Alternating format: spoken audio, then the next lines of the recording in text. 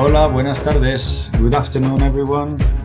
Soy Raúl Gómez, director de Transición Verde, y en nuestro nombre y en el de la Fundación Verde Europea, la Green European Foundation, quiero daros las gracias por dedicar un rato de esta tarde a esta jornada. Estoy convencido de que por el tema que es y por los ponentes que vamos a tener, no os vais a arrepentir de dedicarle un rato a esto.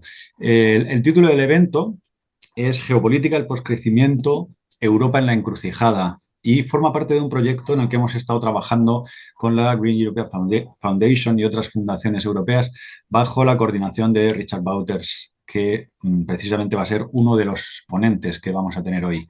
Con él van a estar Gaia Harrington y Jesús Núñez. Y para la moderación vamos a contar con Lourdes Lucía, a quien enseguida voy a dar paso. Antes quiero comentar solo un par de cuestiones de logística.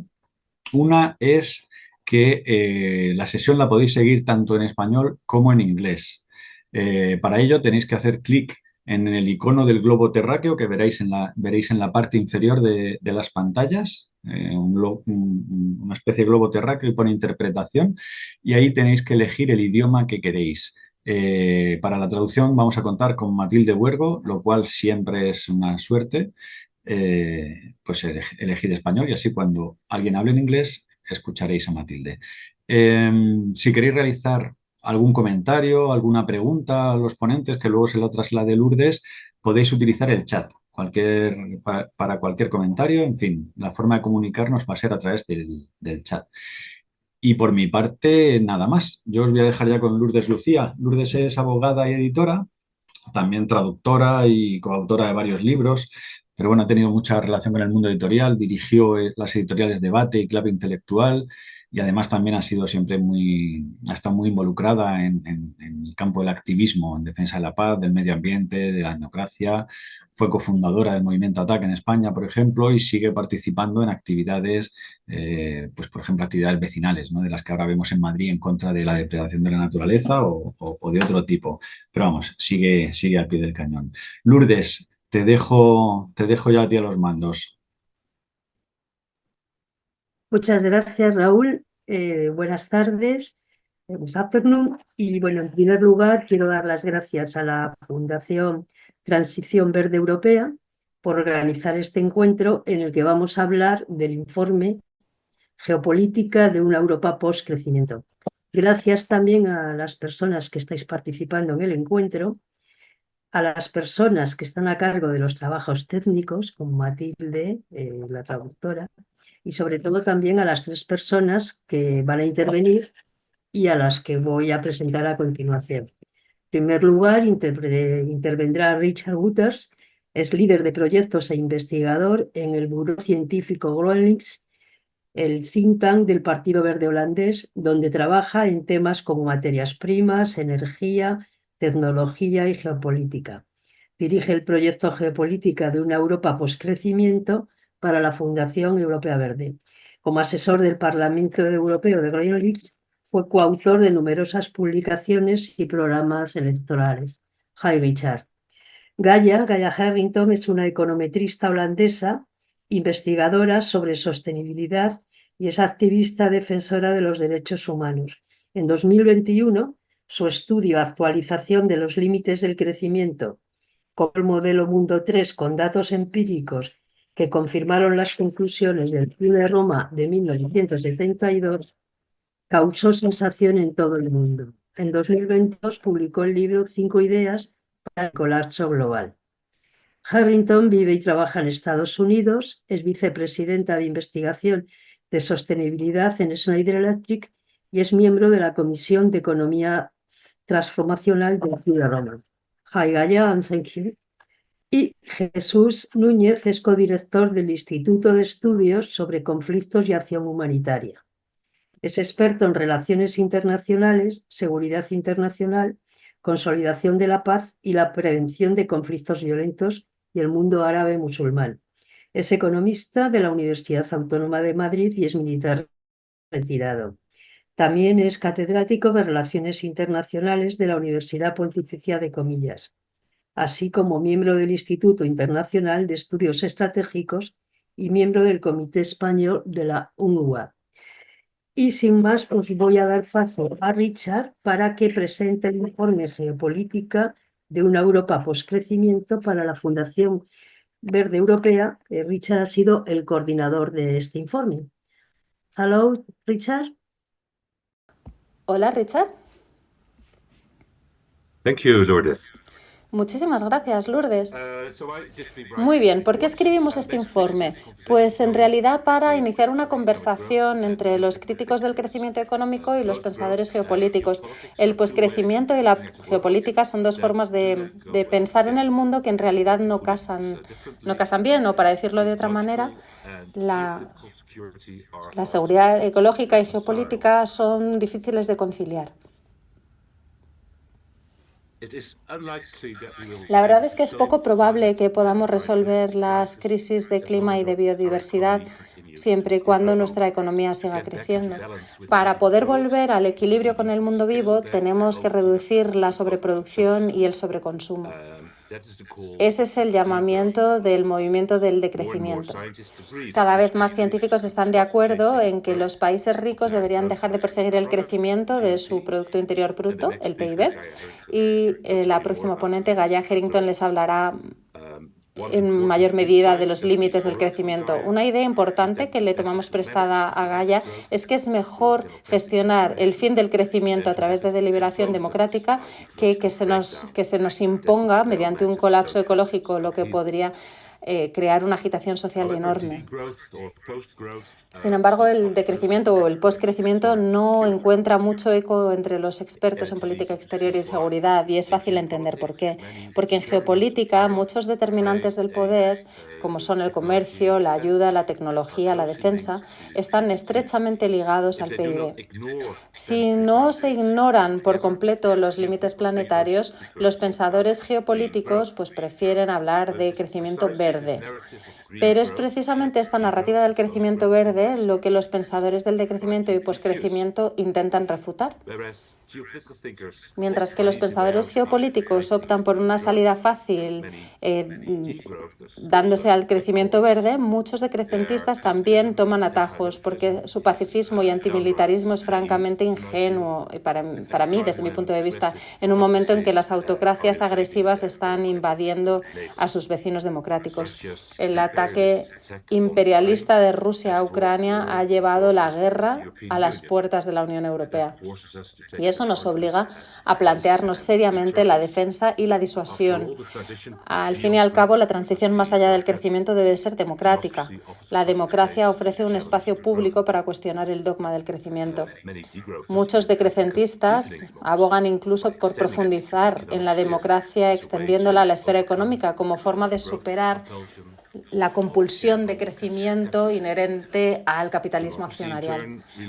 A su vez, la democracia se basa en salvaguardias constitucionales que protegen el Estado de Derecho, el pluralismo y los derechos humanos. Evitar el colapso ecológico no solamente requerirá políticas verdes a nivel nacional, sino que también va a requerir una cooperación mundial sin precedentes.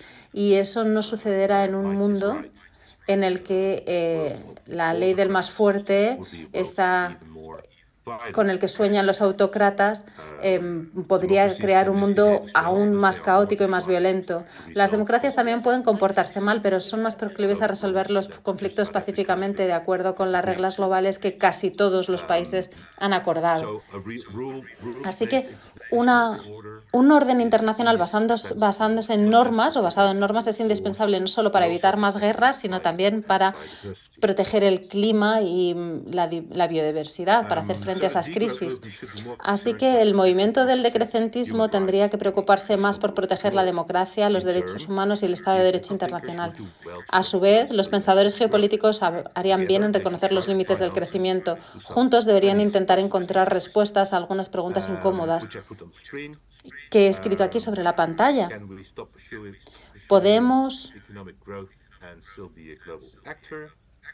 ¿Podemos dejar de perseguir el crecimiento económico y seguir siendo un actor global?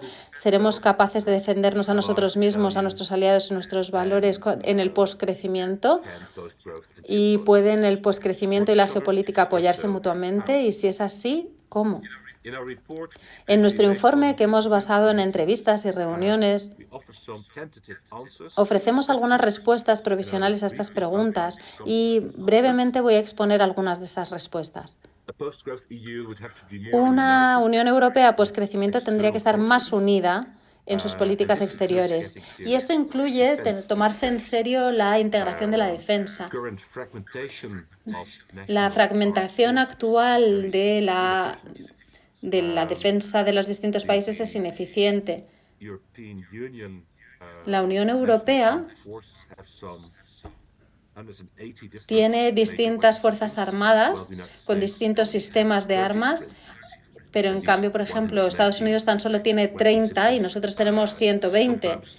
Y estos sistemas de armas pueden no comunicarse los unos con los otros y eso hace que sea difícil cooperar entre nosotros en la Unión Europea y además es demasiado caro. De los 200.000 millones de euros que los 27 países de la Unión Europea se gastan anualmente en defensa, unos 20.000 a 120.000 se podrían ahorrar dependiendo del nivel de integración y ese ahorro podría ayudarnos a aumentar nuestro poder de combate. Cuanto mejor se integren las fuerzas militares de los Estados miembros, mayor será la rentabilidad. La integración de la defensa también exige que los gobiernos de la Unión Europea desarrollen y adquieran conjuntamente nuevos sistemas de armas. Y es que es urgente a día de hoy reforzar la defensa de la Unión Europea. En la rivalidad mundial entre democracia y autocracia, Estados Unidos podría desertar de nuestro bando en las próximas elecciones presidenciales si a Donald Trump se le vuelve a elegir y nos tenemos que preparar para una tormenta atlántica. La OTAN puede perder totalmente su credibilidad como garante de nuestra seguridad.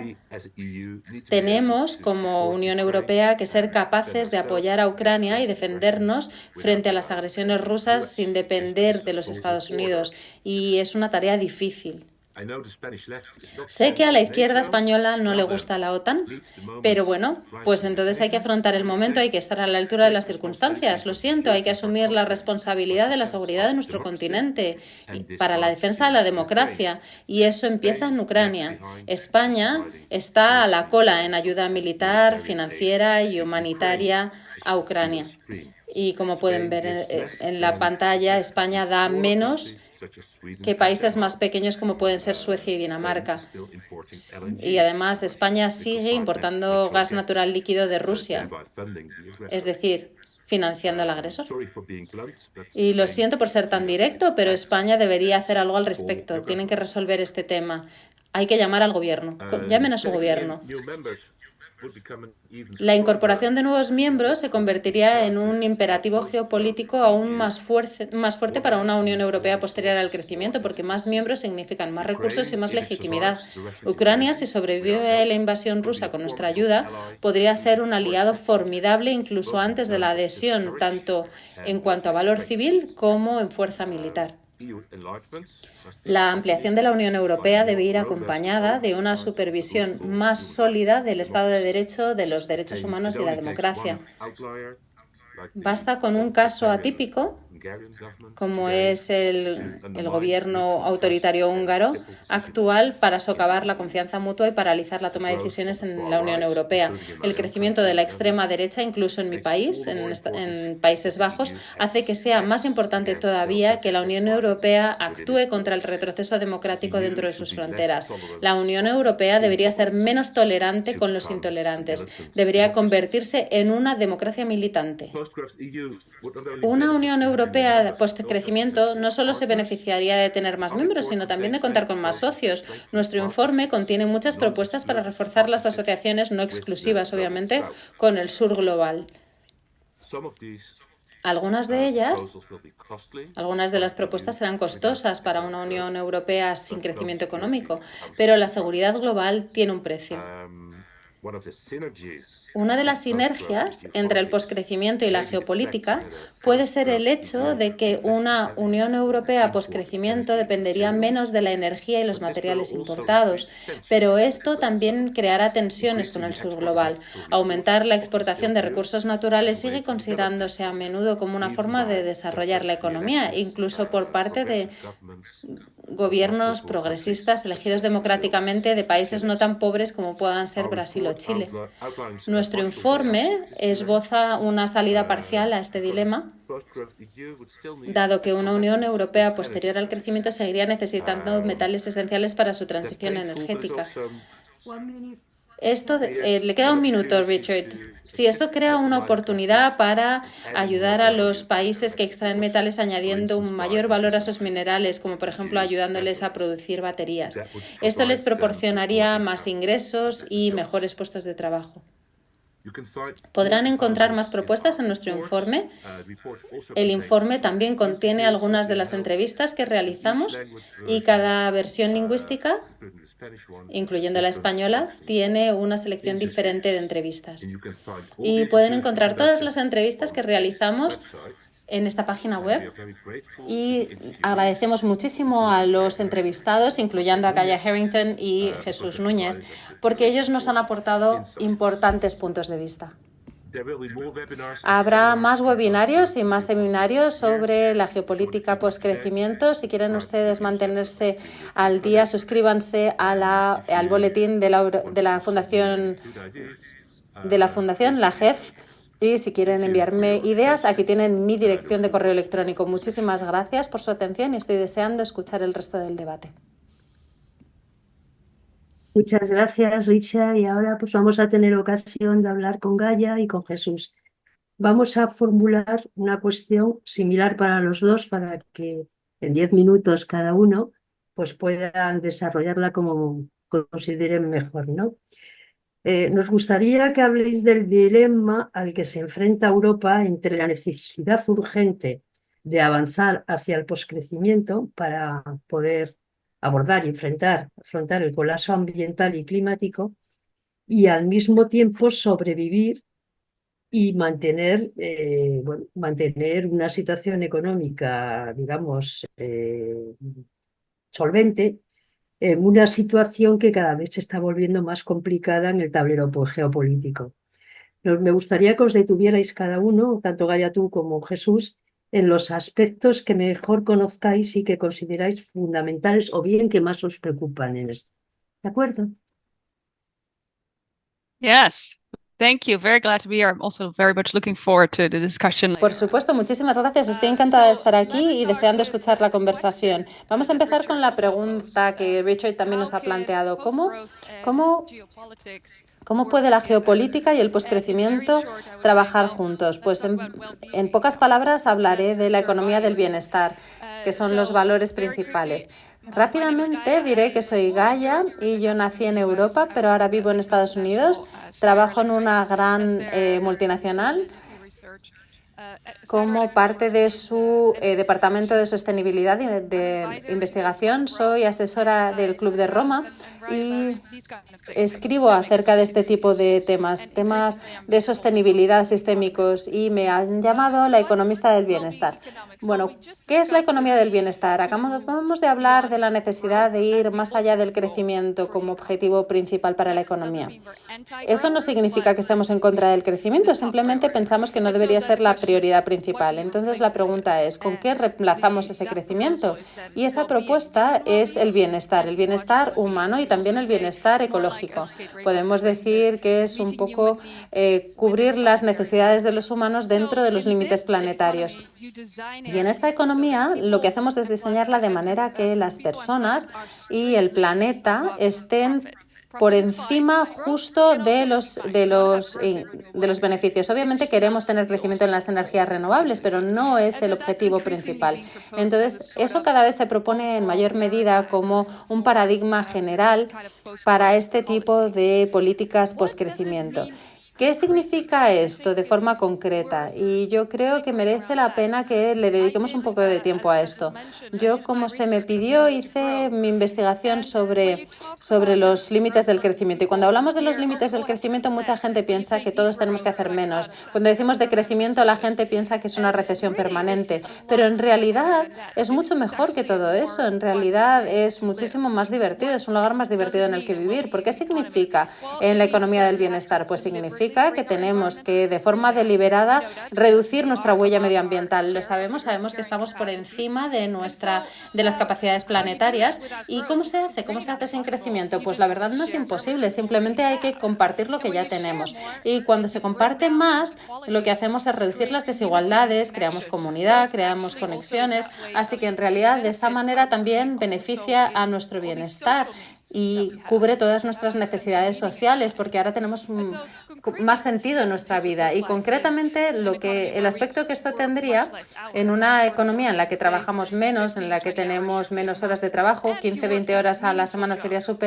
suficiente, y trabajaríamos en cosas que tienen sentido. No estaríamos haciendo cualquier cosa para ganar dinero, sino que a lo mejor regeneraríamos la naturaleza, limpiaríamos las cosas, ayudaríamos realmente a la gente en su salud y ese tipo de cosas.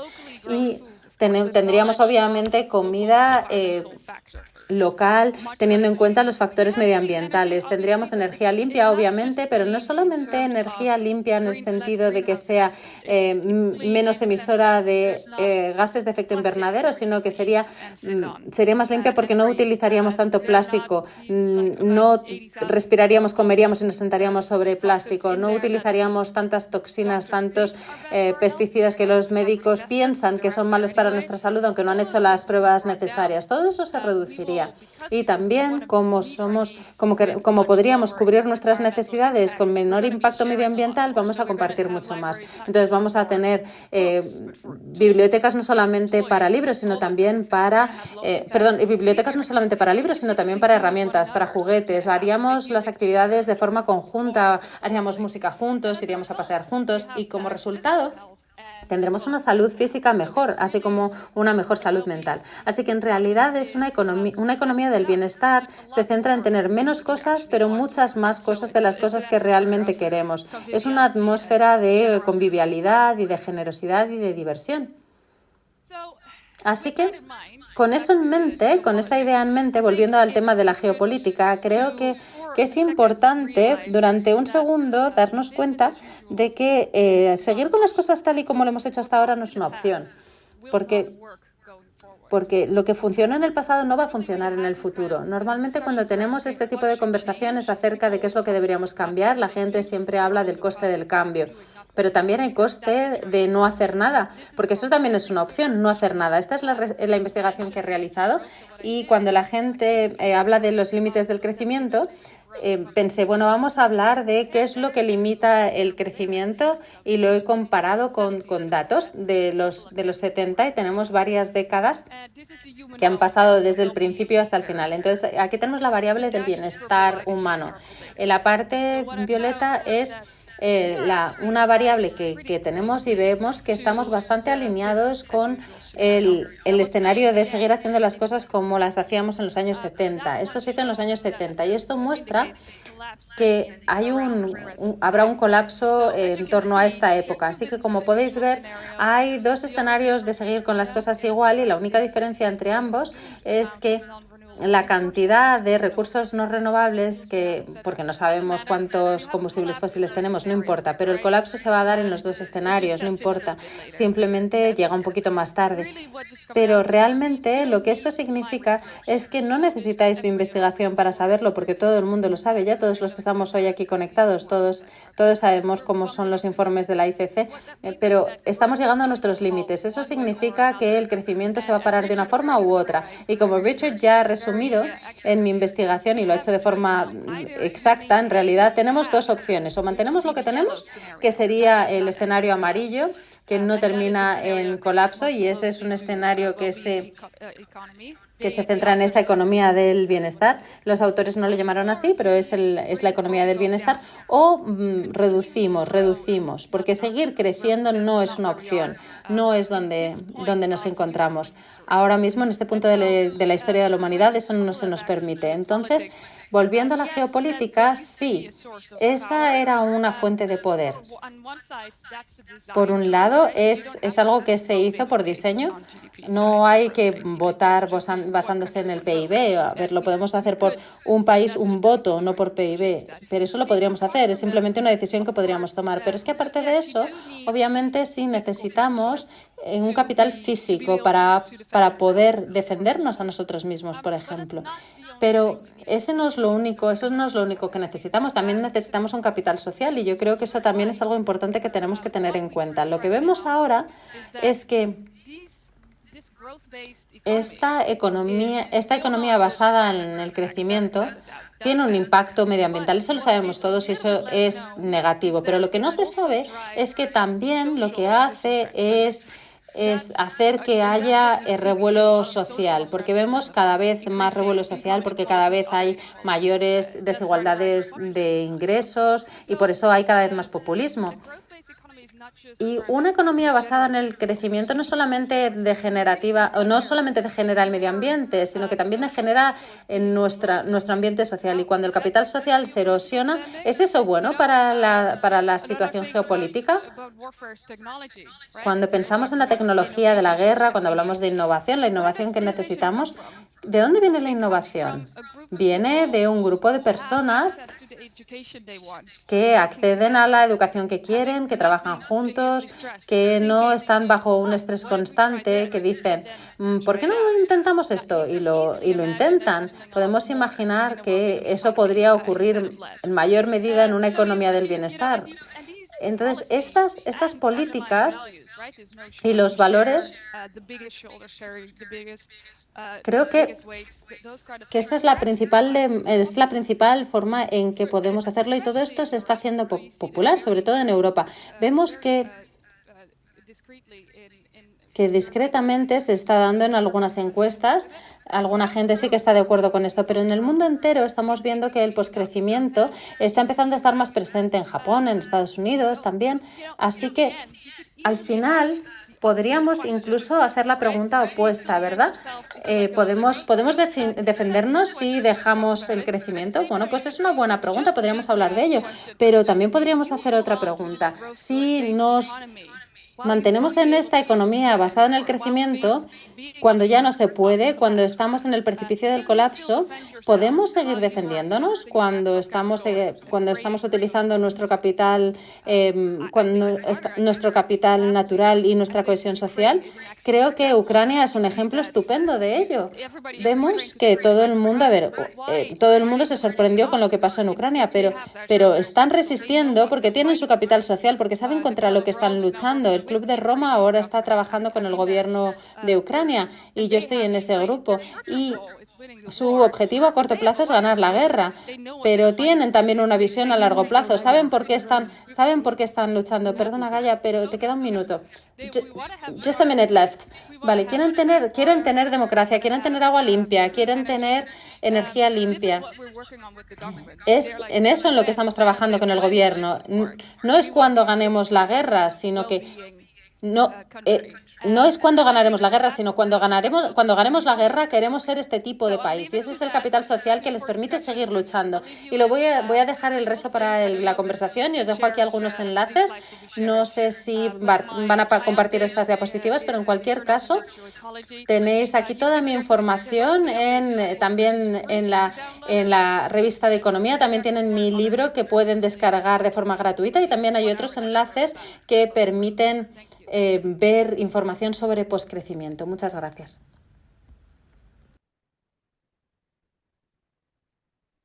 Muchas gracias, Gaia. Se ha compartido en pantalla los enlaces y tendremos más tiempo después de seguir hablando sobre esto.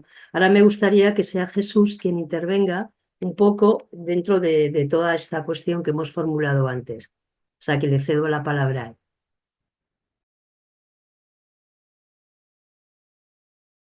¿Qué hay? Buenas tardes, Lourdes. Un placer compartir el tiempo de esta sesión y sobre todo con un tema tan interesante mirando hacia el futuro. Yendo directamente a la cuestión que nos planteaba Lourdes y desde una perspectiva también geopolítica, que es el ámbito en el que me muevo, creo que podríamos arrancar considerando que Ucrania y Gaza, por poner dos ejemplos muy claros, nos demuestran de manera bien obvia que no estamos en un orden internacional basado en normas. Hay dobles varas de medida que nos hacen ver cómo, dependiendo de los intereses que haya en juego, fundamentalmente geoeconómicos y geopolíticos, se toman diferentes decisiones que no tienen que ver con las normas que teóricamente nos hemos dado para intentar gestionar la globalización en la que nos movemos. Desde ese punto de vista, yo entiendo que ahora mismo en lo que estamos fundamentalmente es un escenario de competición entre grandes potencias. Y ahí, obviamente, el escenario viene definido por un Estados Unidos que pretende mantener su hegemonía y por una China en expansión que desafía esa hegemonía. En ese contexto, la Unión Europea ni siquiera llega a ser una gran potencia, puesto que no tiene una voz única todavía a día de hoy, es un actor imperfecto. Bien, a lo que voy con eso es que cuando nos planteamos algo como un escenario de poscrecimiento, ocurre lo mismo que con el desarme, cuando lo planteamos en términos de defensa. Plantear el desarme unilateral es condenarse a enfrentarse a una vulnerabilidad extrema de la cual es imposible sacar algún tipo de beneficio. El desarme o es multilateral o no es. Pues con el poscrecimiento me ocurre algo parecido. Pensar ahora mismo que la Unión Europea puede plantearse en solitario, desconectada de ese contexto internacional, algo parecido a una economía de poscrecimiento, es no querer entender que China y Estados Unidos no están en esa dinámica. Y lo mismo en otros casos. Por lo tanto, sería desde el principio, desde mi punto de vista, ir a contracorriente. Y eso, evidentemente, tiene unos costes que a día de hoy ningún gobernante quiere asumir.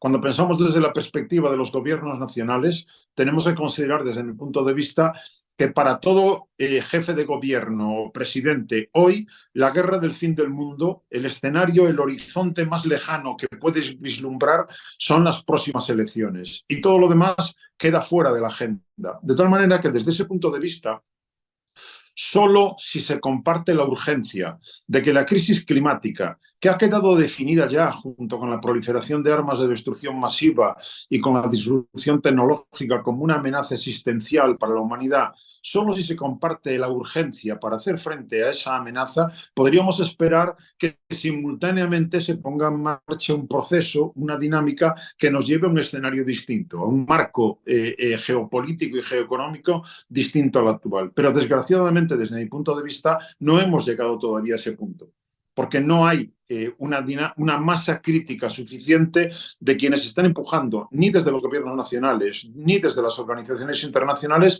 que estén empujando en esa dirección. Luego, cuando pensamos, cuando asumimos ese factor, podemos entender de inmediato que cuando se piensa, si lo planteamos desde la Unión Europea, si se piensa en escenarios de poscrecimiento, la cuestión es ver cómo lo que cobra más peso no es realmente poscrecimiento, sino en todo caso esa ilusión, tantas veces negada, pero en cualquier caso se mantiene, de que ya la tecnología nos resolverá los problemas que nosotros mismos hemos creado, o que en todo caso se puede llegar, y ahora lo hemos visto en la última COP, de Dubái, se puede llegar a un intento por reducir el consumo de combustibles fósiles, pero desgraciadamente no mucho más allá.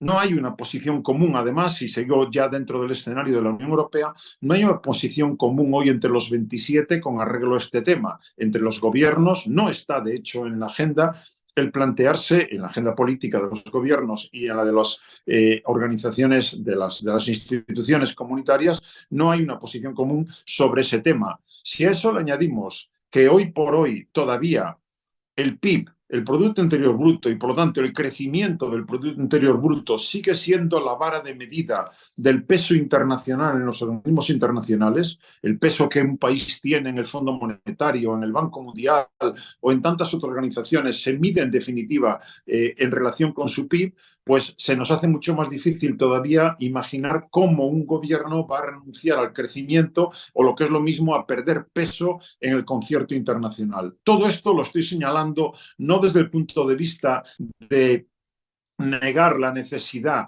de ese escenario de poscrecimiento, sino para señalar básicamente los enormes obstáculos que tenemos para poder llegar hasta ahí, porque lo que se impone a corto plazo, y la política internacional sigue manejada hoy por el corto plazo, lo que se impone es atender a estas cuestiones que siguen teniendo peso en las decisiones que toman nuestros gobiernos. Desde ese punto de vista, y voy terminando, ahora mismo, cuando pensamos en toda la revuelta, la movilización que está habiendo en el sector primario en muchos países europeos, lo que empezó en Alemania y ahora mismo estamos ya experimentando también en España, después de Italia y otros, Francia y otros países, o si nos vamos a los chalecos amarillos, tenemos que entender que, o cuando ahora mismo el gas y la energía nuclear se han conseguido disfrazar de energías verdes también para de ese modo, es la señal que nos está enviando, para de ese modo seguir apostando por el mismo modelo, no en pensar en otro modelo, podemos entender entonces que lo que hay es una dinámica que hace más difícil todavía salirnos del escenario actual en la medida en la que, si miro a las próximas elecciones europeas de junio de este año, lo que se prevé es un incremento de los movimientos ultranacionalistas y de ultraderecha que en definitiva son incluso negacionistas de la crisis climática. Por tanto, difícilmente podemos esperar que con estas dinámicas a corto plazo sea posible imponer o al menos alimentar, impulsar un modelo de poscrecimiento. Todo ello como una última referencia. Cuando pensamos en todo el esquema vigente actualmente, todo él está basado desde la perspectiva geopolítica y geoeconómica, está basado en el concepto de la seguridad de los estados. La idea de la defensa de los intereses superiores del Estado, que en tantas ocasiones pasan por encima de los intereses de las personas, de los seres humanos. Por lo tanto, una de nuestras asignaturas pendientes, desde mi punto de vista, está en conseguir que el concepto de seguridad humana, con toda su multidimensionalidad, aparezca ya con el mismo peso que tiene la seguridad de los estados, porque solo en ese sentido, con seguridad humana como referencia, podemos pensar en la sostenibilidad de nuestros modelos, para llegar a la conclusión de inmediato, como ya habéis señalado anteriormente, tanto Richard como Gaia, que por este camino hemos tocado límites ya, que no hay posibilidad de seguir adelante. Pero hoy por hoy, vuelvo otra vez a recordar, el concepto de seguridad humana está prácticamente desaparecido. Nació en la posguerra fría en los años 90, durante un tiempo con Canadá, Japón y algún otro país empujando ese concepto, que ponía el centro de atención en el ser humano, en su satisfacción de las necesidades básicas y en el respeto pleno de sus derechos humanos, pero eso a día de hoy ha desaparecido. En definitiva, lo que he pretendido mínimamente es apuntar los enormes obstáculos que hoy tenemos para conseguir que ese esquema que supere al vigente pueda ir por el camino del poscrecimiento, puesto que son muchas las condiciones previas que se necesitan para que vaya más allá de un impulso individual, de un gobierno nacional, simplemente dado las dificultades enormes que tenemos en una Unión Europea que todavía no sabe muy bien qué quiere ser de mayor. Tenemos europeístas, tenemos atlantistas, tenemos neutrales, por lo tanto es muy difícil todavía conseguir que los 27 adopten un rumbo común y eso aumenta todavía más las dificultades. En fin, lo dejo aquí si os parece y habrá ocasión luego de darle más vueltas al tema. Gracias. Muchísimas gracias, Jesús, y gracias también por vuestra gestión del tiempo. Está empezando a haber muchas preguntas por parte de las personas que participan en este debate, así vamos a tener más tiempo para el final. Me gustaría ahora preguntarle a Richard. A ver, Richard, ¿podría una Unión Europea post-crecimiento desempeñar un papel en la configuración de la política mundial en lugar de estar simplemente subordinado a ella? Thank you, Lourdes. Muchas gracias, Lourdes. Pues sí, sí podría, pero requeriría que trabajásemos mejor todos juntos para conseguirlo. Como he tratado de explicar en mi presentación, sobre todo teniendo en cuenta las políticas exteriores. La diplomacia europea a menudo es una cacofonía de inflaciones nacionales El gobierno de la Unión Europea debería trabajar mejor, los gobiernos de la Unión Europea deberían trabajar mejor juntos y también en el ámbito de la defensa, como he explicado antes. En ese sentido, creo que sí que podríamos seguir siendo actores y podríamos defendernos y a nuestros aliados en un escenario post-crecimiento. Estoy de acuerdo con Gaia en el sentido de que, independientemente de la geopolítica, deberíamos prepararnos para un escenario de poscrecimiento y centrarnos en el bienestar, en una economía del bienestar. Porque aparte del desastre ecológico, hay otros factores también que pronto podrán ser la señal del fin del crecimiento económico. La Unión Europea tiene una población que cada vez envejece a mayor ritmo, cada vez hay más conflictos que están amenazando nuestra cadena de suministro y después tenemos el auge de la extrema derecha en la Unión Europea. Cuanto más se les representen los gobiernos, más difícil será para la Unión Europea trabajar todos juntos. Todos estos factores nos fuerzan a enfrentarnos a la perspectiva de que acabará el crecimiento económico y entonces es mejor estar preparado que no simplemente sucumbir a ella y que se nos imponga, como ha dicho Gaia también. En cuanto a las políticas externas, la Unión Europea, o políticas de asuntos exteriores, la Unión Europea se puede unir y lo hemos visto que lo pueden hacer. Por ejemplo, lo vimos después de la invasión de Ucrania por parte de Rusia. Yo querría ver una unión de nuestros gobiernos, que se hubiesen unido antes, porque es la única manera de ser un actor global. Miremos, por ejemplo, el conflicto entre Israel y Hamás. La Unión Europea está dividida en ese sentido y por eso la Unión Europea no tiene un papel alguno. Somos el principal donante de los palestinos, somos uno de los principales socios comerciales de Israel, pero nadie escucha lo que decimos porque mandamos mensajes totalmente contradictorios. Necesitamos una mayor unidad europea en este escenario post-crecimiento. Muchas gracias, Richard. Me gustaría ahora, Gaia, preguntarte, has hablado antes de la economía del bienestar, ha sido muy interesante. Bueno, ¿cómo podemos hacer la transición hacia esa economía del bienestar? Right. Yeah, because that's Claro, porque eso es lo que yo propongo, ¿verdad? Jesús ha mencionado un par de obstáculos y yo estoy de acuerdo totalmente. En el sistema económico actual no vamos a poder hacer los cambios sistémicos necesarios y por eso yo propongo que cambiemos el sistema económico. Si lo hubiésemos podido hacer en la economía de crecimiento actual, lo habríamos hecho, pero como no se puede, por eso hay que cambiar la economía. Y simplemente quería decir una cosa. Yo no estoy pidiendo un desarme en absoluto. De hecho, pienso que la geopolítica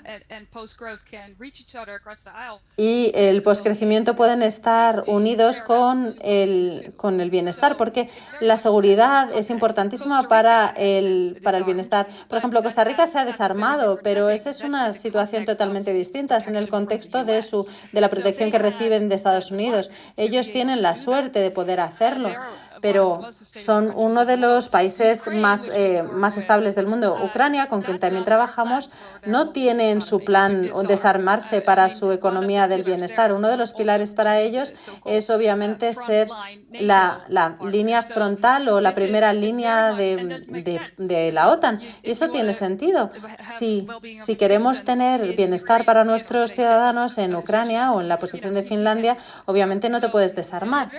Y depende, por lo tanto, mucho del contexto, de cómo vamos a implementar la economía del bienestar a nivel local o a nivel nacional. Pero en general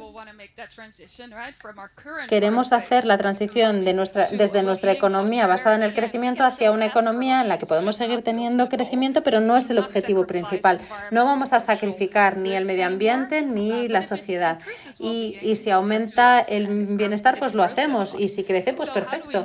Entonces, ¿cómo podemos hacer esa transición? Pues creo que hay distintas maneras de responder a esa pregunta y voy a empezar con políticas concretas, porque en realidad están muy definidas actualmente. Sabemos ya lo que tenemos que hacer, sabemos que el hecho de que sea factible desde el punto político es otro tema, pero primero tenemos que deshacernos de las desigualdades económicas. Tenemos que tener un sistema impositivo mayor para los ricos, tenemos que garantizar unos ingresos mínimos, garantizar trabajos, tener unos sistemas de pensiones buenos, una sanidad asequible, eso es importantísimo. ¿Pero qué es lo que significa esto? Pues a nivel macro, básicamente lo que estamos haciendo es reducir la dependencia de nuestros trabajos al crecimiento. Es decir, lo que hacemos ahora, y por eso el decrecimiento es tan tóxico, es porque la gente cuando oye decrecimiento piensa, voy a perder mi casa, me voy a quedar sin mi casa, me voy a quedar sin trabajo. Y es un miedo legítimo, pero lo que pedimos es que no se siga persiguiendo el crecimiento, porque es imposible en un momento dado. Simplemente es dejar de depender del crecimiento, que ganarnos la vida no dependa del crecimiento. Y esas dependencias están diseñadas, no tenemos por qué hacerlo. Podemos permitirnos esas cosas con una garantía nacional. Hay un porcentaje muy pequeñito de la población que tendrá que hacer las cosas con menos dinero. No podremos tener jet privados, no podremos tener unas casas de miles de millones de dólares. Esa es la respuesta macroeconómica. Y en última instancia, la tercera, es nuestra mentalidad, nuestra narrativa, nuestra forma de hablarnos los unos a los otros acerca de lo que creemos que somos nosotros los seres humanos, lo que es el mundo y qué tipo de mundo queremos para vivir en él. Eso es lo que tenemos que cambiar, tener una nueva narrativa. Nos estamos agarrando a esa idea de la dominación en la que los humanos están separados de la naturaleza y deberían dominarla, o formamos parte de la naturaleza. ¿Somos nosotros naturaleza? Porque si no hay separación entre nosotros y la naturaleza, ¿cómo lo vemos? ¿Está Dios por encima de nosotros o está Dios en todas partes? Y si está en todas partes, deberíamos respetarlo todo. Entonces, la verdad es que este es un cambio a nivel muy profundo, cambiar nuestra narrativa como seres humanos. Thank you, Maya. Jesús, ¿crees que la presión de los movimientos y colectivos sociales puede influir en las decisiones adoptadas por la Unión Europea hacia una reacción verdaderamente ecológica y obligarle a dar pasos en un plazo más o menos corto? ¿O piensas que todavía queda un largo camino para conseguir eso? No es solamente una creencia. La cuestión es que podemos ir a los hechos. Si tenemos un tratado de minas antipersona, es porque eso arrancó con un movimiento de la sociedad civil organizada que llevó finalmente a los gobiernos a aprobar el Tratado de Ottawa.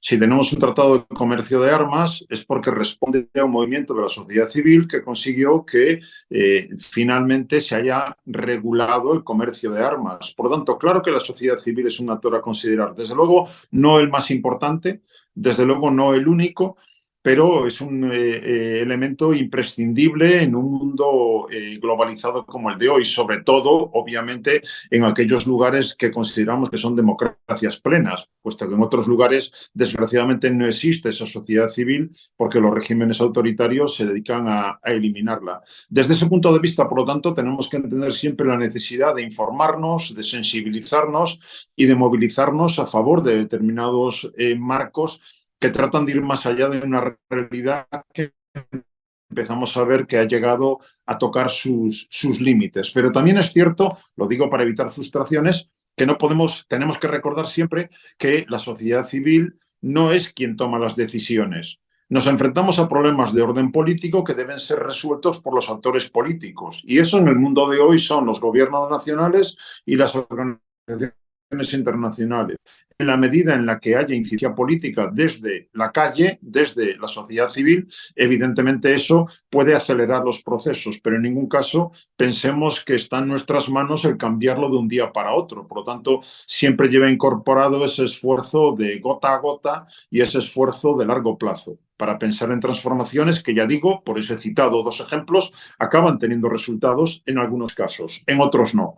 En cualquier caso, también aprovechando ya para comentar algunas de las cosas que han ido saliendo en los últimos comentarios de Gaia y Richa, quizá nos confundimos y pensamos que por hablar de economía de bienestar ya estamos en un escenario distinto al de proscrecimiento. Puede haber bienestar dentro del crecimiento, por lo tanto no lo veo como una alternativa clara. Y del mismo modo, se pueden reducir brechas de desigualdad sin renunciar al crecimiento. Por lo tanto, no son modelos alternativos al otro. Lo que tenemos que entender es la necesidad de modificar ese esquema para ir, yo apuntaba antes a un concepto que me parece cada vez más central, que es el de la seguridad humana. Es decir, poner el énfasis en el bienestar de cada ser humano en la medida en la que satisface sus necesidades básicas y poner el énfasis en el ser humano en la medida en la que ve respetados sus derechos fundamentales. Si eso conseguimos añadirlo a la seguridad de los estados, la seguridad de las fronteras frente a amenazas externas, la garantía de vivir en paz dentro de un determinado territorio, evidentemente de ese modo, no sustituyendo seguridad del Estado, que es el factor dominante hoy en el marco geopolítico, sino añadiéndole el de la seguridad humana, es como podríamos estar trabajando en cambios estructurales que puedan apuntar el día de mañana, no lo veo claramente a corto plazo, a esos modelos de poscrecimiento. Porque, y termino, ¿hay algún momento de la historia de la humanidad, en los tiempos modernos al menos, en los que hayamos sido capaces, la humanidad, de adelantarnos al colapso del sistema, viendo que lo que se viene encima es algo absolutamente desastroso y que, por lo tanto, hayamos cambiado el modelo económico, el modelo de seguridad? O más bien lo que ha ocurrido es que hasta que no ha colapsado el modelo vigente, no ha surgido algo distinto que no necesariamente tiene que ser bueno. Ahora lo que vivimos son las consecuencias de una Segunda Guerra Mundial, en donde se eliminaron determinadas normas de juego y se impusieron otras. Normas de juego que han llegado hasta estos límites que ahora estamos constatando y ahora estamos diciendo que hay que adelantarse al colapso del sistema para imaginar algo distinto. ¿Seremos capaces? Pues desde mi punto de vista esa es la gran cuestión, claro. Y ahí la labor de cada uno de nosotros y de la sociedad civil me resulta imprescindible, desde luego. Muchas gracias. Antes de pasar a las preguntas ya de las personas que participan en el chat, quería hacer una pregunta a los 3, a Richard, a Gaia y a Jesús. Y es en el sentido de si pensáis que la inclusión de género es o debería ser un primer paso hacia una economía del bienestar. Podéis contestar en el orden que queráis.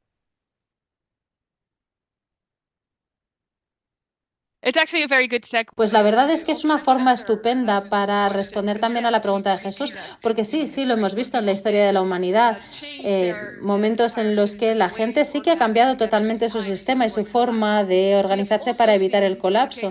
También hemos visto casos en los que la gente no lo ha hecho, así que sí que es cierto, pero sí que tenemos ejemplos de ambas realidades.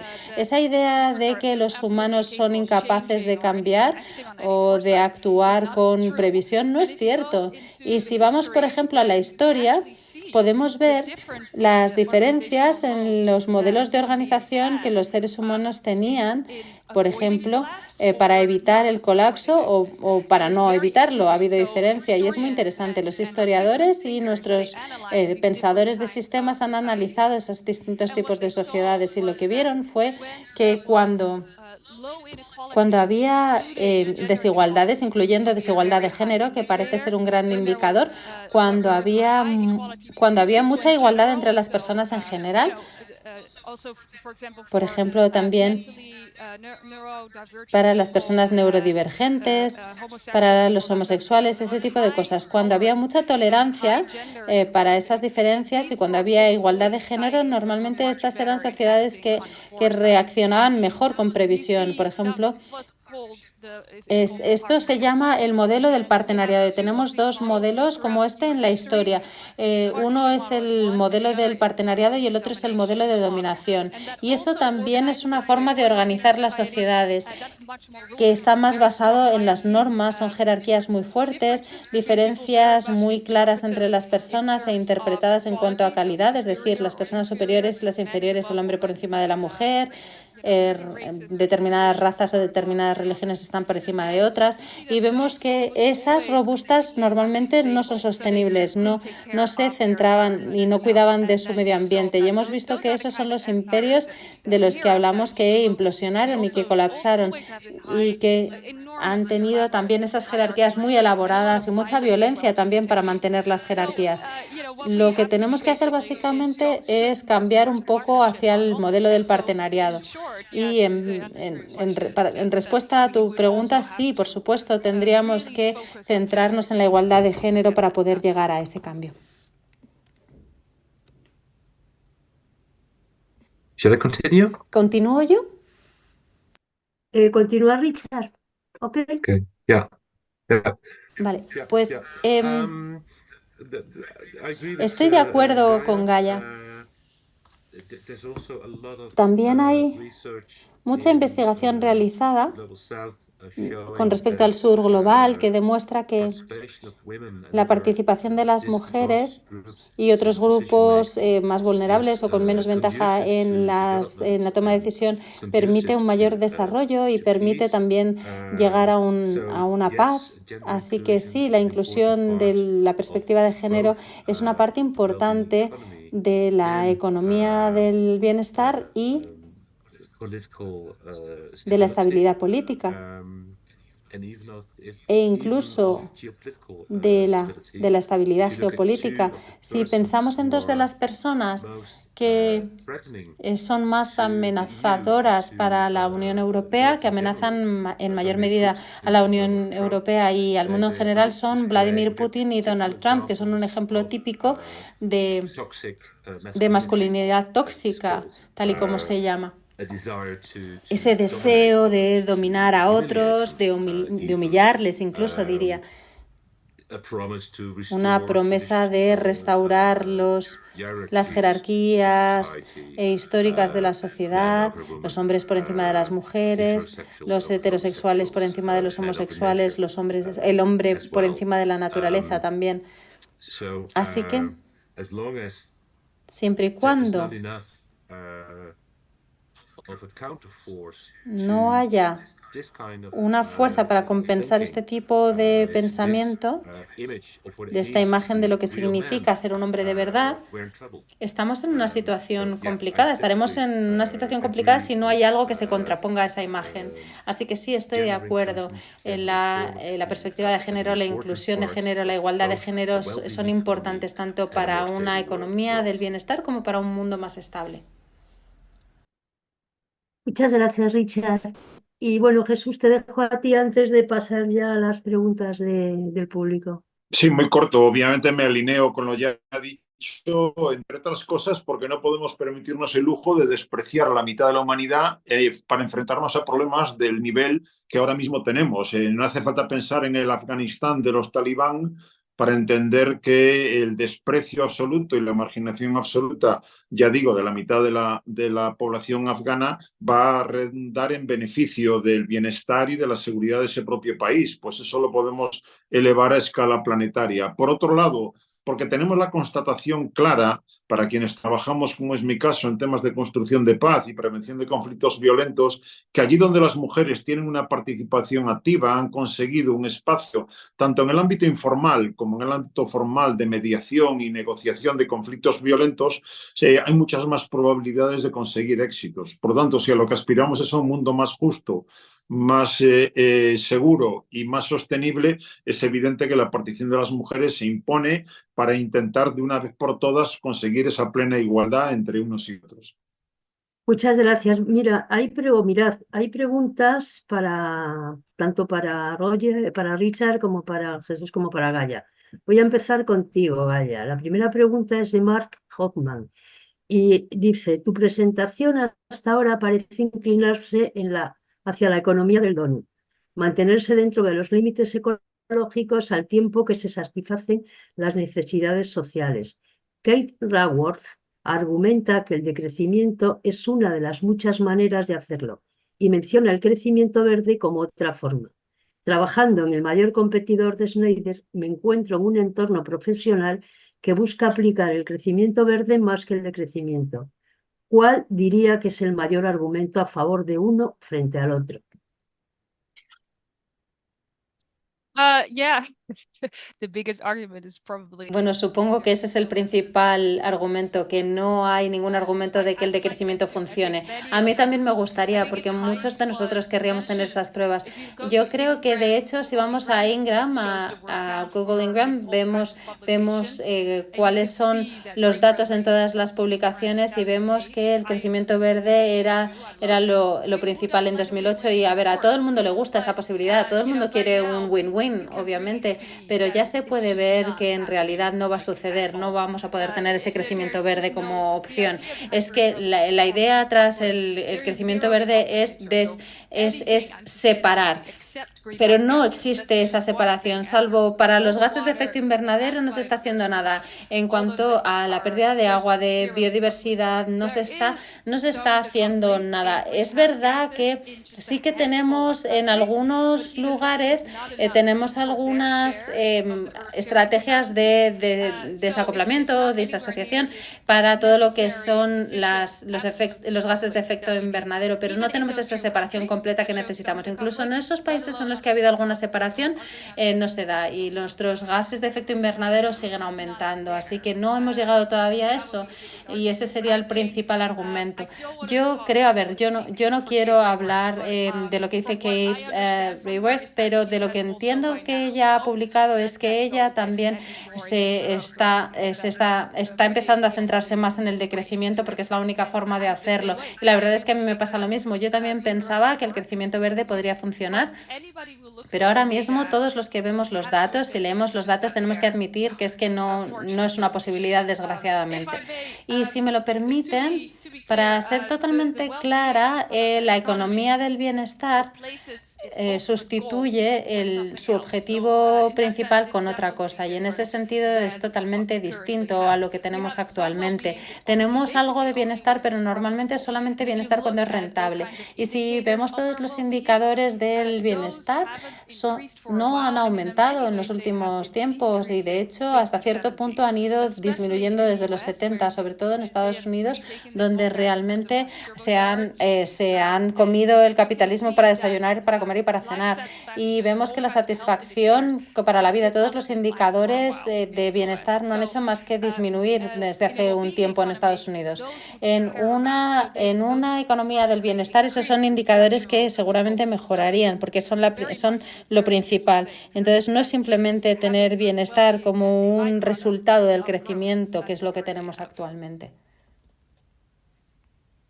Muchas gracias, Gaia. Para Mr. Richard, es una pregunta de Juanjo. Y él nos dice, ¿cómo es posible destinar recursos a defensa, dada su escasez, y de cara a un decrecimiento que está en ciernes y que ha de ser regulado salvando las diferencias económicas sociales sobre la base de la generosidad?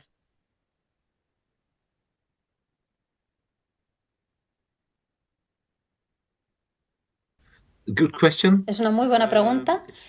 Es cierto que la defensa se come los recursos. También se come los recursos. En nuestros informes hemos subrayado la necesidad de empezar a decarbonizar la defensa y hacer que sea más circular, siempre que sea posible. Pero eso no cambia el hecho de que reforzar nuestra defensa y dar nuestro apoyo a Ucrania necesitará algunos materiales críticos que ya están en situación de escasez. Así que sí, en realidad tenemos que considerar el decrecimiento, las propuestas de decrecimiento que nos permiten reducir nuestro consumo de de estos materiales críticos en otros ámbitos también, tan pronto como sea posible. Y uno de los ámbitos en los que realmente podemos ahorrar grandes cantidades de materiales críticos, como por ejemplo tierras raras, cobalto, níquel, litio, es el ámbito de la movilidad. Deberíamos dejar de tratar de reemplazar todos los coches de combustibles fósiles con coches eléctricos, porque eso es totalmente insostenible. Deberíamos realmente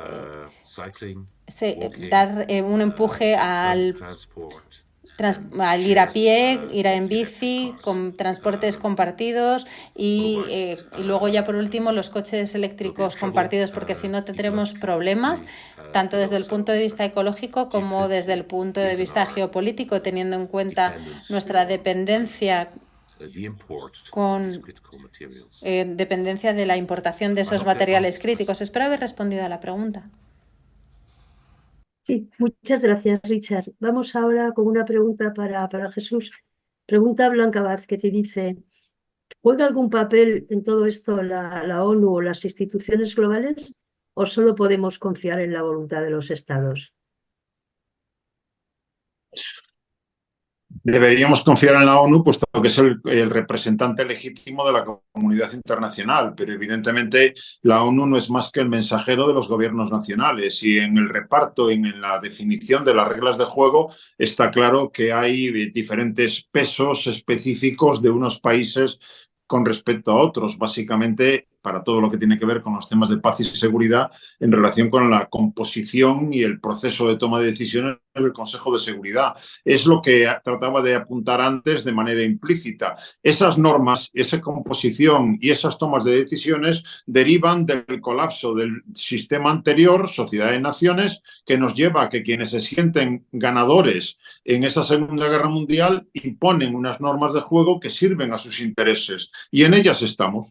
Por lo tanto, desde ese punto de vista, aunque la ONU hace propuestas muy interesantes muchas veces o declaraciones interesantes, su capacidad de maniobra sigue estando limitada por el peso de algunos gobiernos, especialmente los 5 grandes que tienen el derecho de veto y el asiento permanente en el Consejo. Lo estamos viendo ahora mismo en el caso de Ucrania y en el caso de Israel en Gaza, con esa doble vara de medida que sigue siendo tan visible. Mientras eso no cambie, evidentemente tendremos que concluir que son algunos estados los que tienen la capacidad para tomar decisiones que arrastran a los demás.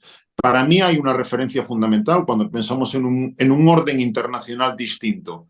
Es el informe de Kofi Annan, cuando era secretario general en el año 2005, un concepto más amplio de libertad, desarrollo, seguridad y derechos humanos para todos. Kofi Annan nos decía que no puede haber desarrollo sin seguridad, no puede haber seguridad sin desarrollo y no puede haber ni desarrollo ni seguridad sin un respeto pleno de los derechos humanos. Esos son los 3 pilares básicos de un orden internacional mejor que el que tenemos hasta ahora. ¿Se ha podido llevar a la práctica? No. Desde el año 2005 no hemos avanzado, más bien en algunos casos hemos retrocedido precisamente por lo que decía. Estamos en un escenario de competencia entre potencias globales. Estados Unidos queriendo mantener su hegemonía y China desafiando esa hegemonía, mientras que otros sufren las consecuencias de ese desafío y otros, como la Unión Europea, tratan, todavía sin éxito hasta hoy, de encontrar un hueco y un papel propio. Pero de momento seguimos atados en ese mismo escenario al que ya le hemos visto hace tiempo, no solo que no es capaz de resolver los problemas que tenemos hoy en el mundo, sino que en buena medida es el que genera muchos de los problemas que hoy tenemos.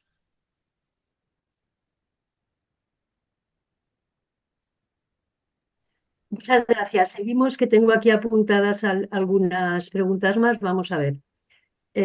Para Gaia, una de las preguntas es de Stefano Turrini. Dice, ¿es mejor utilizar el enfoque del decrecimiento o el del bienestar?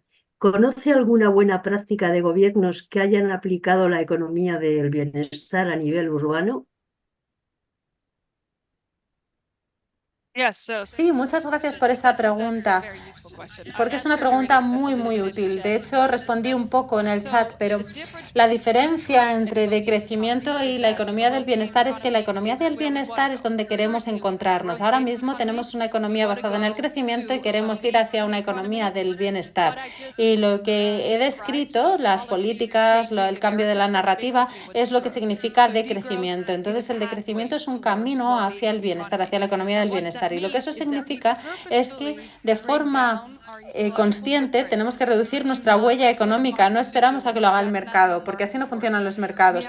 Tenemos que decidir de forma clara que vamos a reducir la huella y lo hacemos de manera que sea justa socialmente. Y esa es la principal diferencia entre la recesión y el decrecimiento, porque puedes reducir tu huella ecológica y a lo mejor el PIB también puede reducirse, pero no tiene por qué reducirse el PIB, porque de nuevo, si reducimos nuestras emisiones de carbono mediante las energías renovables, ese sector de energías renovables va a crecer. Pero de nuevo, no nos importa en realidad eso ya. Simplemente tenemos que reducir nuestra huella medioambiental y lo hacemos de forma que protejamos a los más vulnerables de la sociedad. Esa es la gran diferencia entre el decrecimiento y la recesión. Entonces, el objetivo final es llegar a una economía del bienestar, que también será muy dinámica. Muchas personas piensan que necesitamos crecimiento para que haya progreso, pero no funciona así. A lo mejor, bueno, lo que haremos será llegar a un equilibrio dinámico. Muchas gracias, Gaya. Vamos ahora con una pregunta para Richard. Dice, la Unión Europea está debatiendo de nuevo su política. Esta pregunta, perdón, viene de Sergi Corbalán. Dice, está debatiendo de nuevo su política de autonomía estratégica abierta o interdependencia para tener cadenas de suministro más resistentes y un nuevo enfoque de la competitividad de la Unión Europea. ¿Qué argumentos podemos utilizar para convencer a los responsables políticos de que los enfoques más allá del crecimiento contribuyen realmente a una mayor resistencia y a una nueva comprensión de la competitividad de la Unión Europea?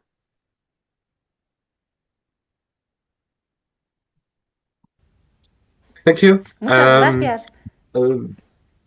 As I mentioned earlier, Como dije antes, not longer pursuing economic growth, preparing for post-growth. no ir hacia el crecimiento económico, preparándose para la reducción y reduciendo nuestro sobreconsumo, sobre todo por parte de los ricos, haría que fuese más fácil para nosotros en la Unión Europea reducir nuestra dependencia a la energía importada y a los materiales importados, incluyendo los materiales críticos como son los metales que mencioné con anterioridad. Eso podría aumentar nuestra autonomía estratégica, nos haría ser menos vulnerables ante la presión económica, sobre todo de China, porque China domina la cadena de suministro con muchos de estos materiales críticos. Así que hay sinergias que se pueden realizar entre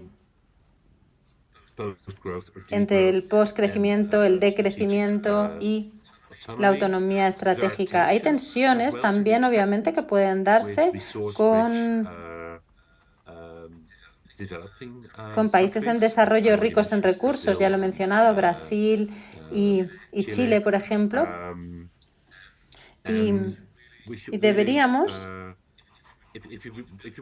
si queremos crear partenariados con ellos, tenemos que tomarnos en serio su deseo de desarrollar sus industrias, de ser no solamente exportadores de materias primas, ayudarles a añadir valor a sus metales, por ejemplo. Y eso también tendrá un impacto en la política europea y en las ambiciones de la Unión Europea, porque la Unión Europea está empezando una base contra Indonesia, cuando Indonesia dijo que quería procesar su propio níquel antes de exportarlo. Y es estúpido, porque en realidad es normalmente lógico que Indonesia quiera hacer más con su níquel que simplemente exportarlo. y añadirle valor, tener sus propias fábricas y para crear baterías. Así que desde el punto de vista de geopolítica, en realidad fue muy estúpido el empezar este procedimiento en la Organización Mundial del Trabajo contra Indonesia. Y si decimos que el sur global podrá añadirle más valor a sus materias primas, les permitirá tener mejores trabajos y significará también que no podemos tener el objetivo de producir el 90% de nuestras baterías de coches eléctricos en Europa. Porque no es justo siempre y cuando estemos importando la mayoría de los metales para esas baterías. Así que sería más justo considerar cómo podemos diversificar nuestro suministro de baterías de coches eléctricos, ser menos dependientes de China y asociarnos con países en desarrollo más democráticos como son Brasil, Chile, Indonesia. Así que desde la perspectiva del postcrecimiento y de la justicia social y reforzar partenariados con el sur global, creo que podemos tener una mayor autonomía estratégica, pero no necesariamente tal y como está definida ahora mismo.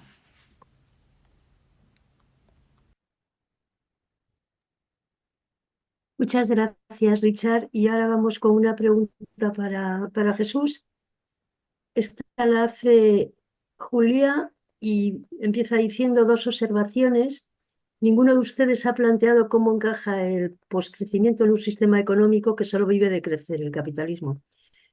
¿Puede haber decrecimiento o poscrecimiento con capitalismo?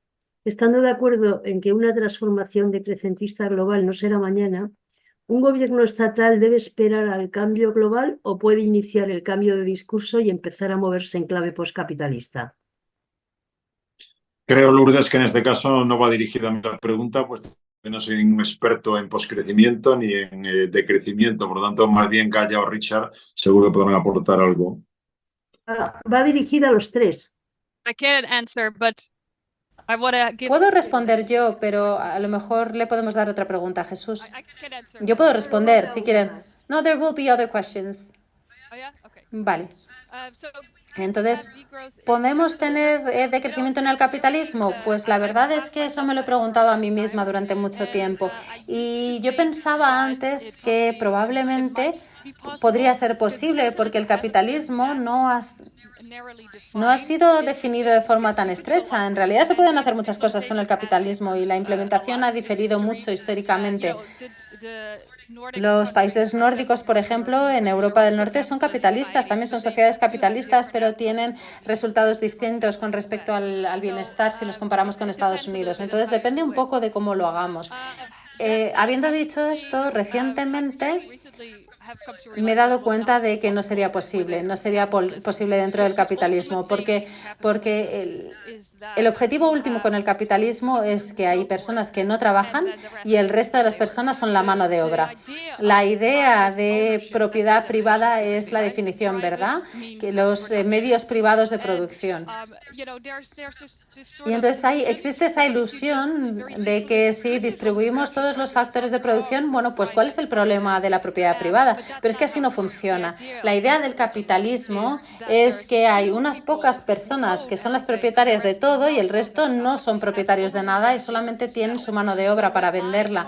Así que cuando hablamos de romper ese vínculo entre nuestros trabajos, la dependencia al trabajo, obviamente es a través de los puestos de trabajo. Así que eso va en contra totalmente del capitalismo y de sus intereses, porque no serían capaces de utilizar más de lo que devuelven, porque eso es el capitalismo, al final utilizan más de lo que devuelven.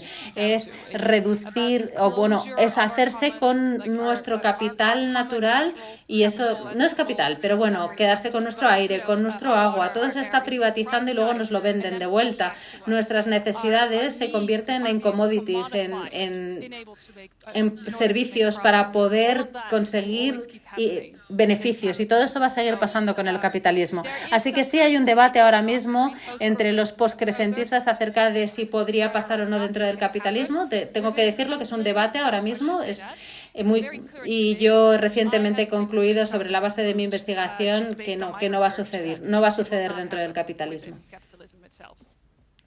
Bien, pues May I- vamos a finalizar con una cuestión que yo creo, Jesús, que quizás tú como experto en temas del mundo árabe podrías contestar. La hace Carmen Molina y se refiere a los desequilibrios que desde hace tanto están generando las desigualdades en el reparto de la riqueza. Dice, ¿cómo interpretar la asociación de los BRIC y la asunción de que se acabe el colonialismo del norte global sobre el sur?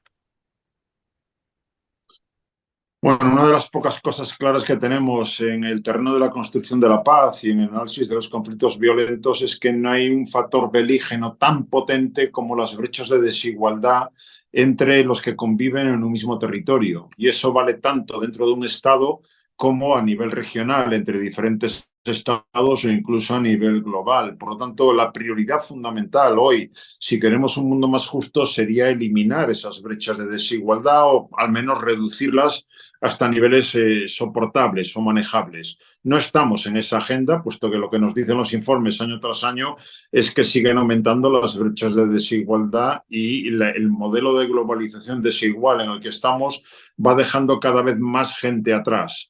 En contra de los planteamientos que tantas veces se han hecho de no dejar a nadie atrás. Esa es la triste realidad.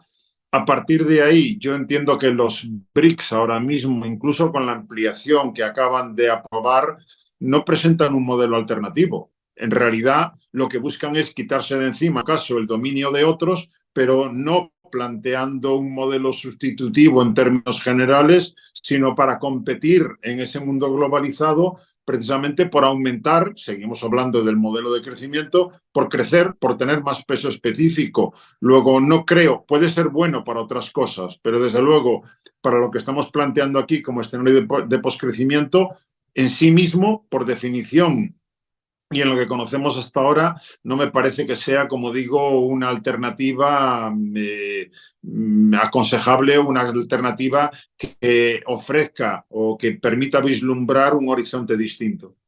Pues muchas gracias, Jesús. Y para acabar ya esta tanda de preguntas, Richard, ¿cuáles son los siguientes pasos que vamos a dar con este proyecto? Thank you. Gracias. Pues a lo mejor me gustaría decir una cosa primero acerca del capitalismo, si me lo permiten, y el postcapitalismo. Yo odiaría que la gente se fuera de este webinario pensando, bueno, o sea, las cosas no han hecho más que empeorar, tenemos que deshacernos del capitalismo también, además del crecimiento económico, etcétera. Para mí, en realidad, es muy útil ver el capitalismo y el postcapitalismo como un continuum, ¿no? Como una escala que va, como una escala, y podemos ir subiendo peldaño a peldaño para acercarnos al postcapitalismo, y a lo mejor eso haría que fuese más fácil cambiar hacia una economía del bienestar y el poscrecimiento también. Una de las cosas importantes en ese sentido es que tenemos que cambiar la forma en la que nuestras empresas se gestionan, para asegurarnos de que no solamente son los accionistas, sino que hay otras partes interesadas que también tengan voz, para poder poner a la naturaleza siempre sobre la mesa de los consejos de administración, porque algunas empresas ya lo han hecho, y de hecho yo creo que empieza a haber un cambio del capitalismo al poscapitalismo, y si eso se diera sería más gestionable. En cuanto a los siguientes pasos, bueno, pues nuestro informe está siendo traducido a distintos idiomas ahora mismo, por lo menos a 6 idiomas, y estamos organizando más webinarios y más seminarios, y no tantos en realidad entre ahora y las elecciones europeas, porque las reglas europeas no nos lo permiten, pero tendremos muchos más webinarios y muchas más actividades en torno a este tema en la segunda mitad del año. Así que Les pido que por favor se suscriban a nuestro boletín, al boletín de la Fundación Verde Europea, para que no se pierdan ninguna de estas actividades, ninguno de los eventos. Pues muchas gracias y ya vamos a terminar. Bueno, se han dicho tantas cosas tan importantes, incluso digamos que contradictorias, pero eso es lo bueno que tiene el debate, ¿no? Yo voy a reducir, voy a tratar de resumir algunas ideas. Se ha hablado de la necesidad de reducir la sobreproducción y el sobreconsumo y la necesidad de gestionar democráticamente los límites del crecimiento. Se ha hablado, y en eso creo que ha habido una unanimidad, de la necesidad en cualquier economía de poscrecimiento de la igualdad de género. Se ha hablado bueno, de que las personas y el planeta tienen que estar por encima de los beneficios, que es necesario conseguir el bienestar humano y ecológico. Se ha hablado yo creo que por los tres, pero por lo menos por parte de Richard y de Jesús seguro, del tema del crecimiento de la extrema derecha, que se ha dicho que exige que la Unión Europea, decía Richard, sea más intolerante con la intolerancia y también que se tenga en cuenta pues, para ver las dificultades que puede haber de cara a la consecución de una Europa, bueno, postcrecimiento que tenga más en cuenta los límites del crecimiento. Se ha hablado de la importancia de los movimientos sociales, de la movilización de la sociedad civil. Decía Jesús que muchas de las cosas que se han conseguido, por ejemplo, con el tema de las minas antipersonas, etcétera, ha sido gracias a la movilización de la sociedad civil, que no es el único elemento, pero que sí es un elemento importante, también imprescindible. Y se ha hablado de que, decía Jesús, que el concepto de la seguridad humana supone satisfacer las necesidades básicas y los derechos fundamentales de cada persona. Gaia aludía que con capitalismo no puede haber poscrecimiento, aunque en este sentido yo creo que Richard no estaba en su última intervención absolutamente de acuerdo. Y lo que sí creo que hay un acuerdo es en la necesidad de eliminar o reducir las brechas de desigualdad que aumentan cada año. Y lo que está claro es que debates como este son muy necesarios, tendrían que hacerse mucho más, porque es evidente que están sobre el tablero muchísimas ideas, muchísimas expectativas, muchísimas necesidades, y que es necesaria pues este tipo de debates para, bueno, pues para que aunemos, podamos contrarrestar y podamos sacar más o menos conclusiones. Muchísimas gracias, insisto, a la Fundación Verde Europea. Muchísimas gracias, Richard. Muchísimas gracias, Gaia. Y muchísimas gracias, Jesús. También a nuestra maravillosa traductora y a todas las personas que han participado. Muchísimas gracias.